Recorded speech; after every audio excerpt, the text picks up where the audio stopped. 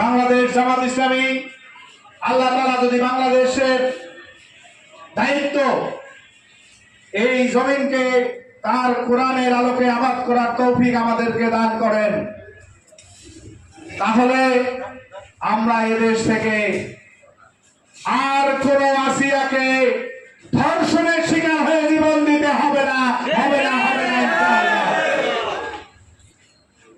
আর কোন মা বোনকে বোরকা করে ইউনিভার্সিটিতে ঢোকার কারণে, কলেজে ঢোকার কারণে ছাত্রীত্ব শেষ হতে দেব না। আমরা আর কোন ফেলানিকে কাঁটাতারের বেলায় গুলিতে ঝুলতে দেব না ইনশাআল্লাহ। আমরা এমন বাংলাদেশ কায়েম করতে চাই যে বাংলাদেশে বেলাগুড়ি থেকে বুড়িবাড়ি পর্যন্ত কোন বিধবা মা তার সুন্দরী যুবতী কন্যাকে নিয়ে রাতের আধারে দরজা খুলে ঘুমানোর সাহস দেখাবে, কোন বনিয়াদম তার ঘরে উকি দেওয়ার দুঃসাহস করতে পারবে না। সেই নিরাপত্তা নিশ্চিতের মাধ্যমে একটি কল্যাণমূলক সমাজ ব্যবস্থা বাংলাদেশের মানুষকে আগামীতে উপহার দিতে চাই ইনশাআল্লাহ।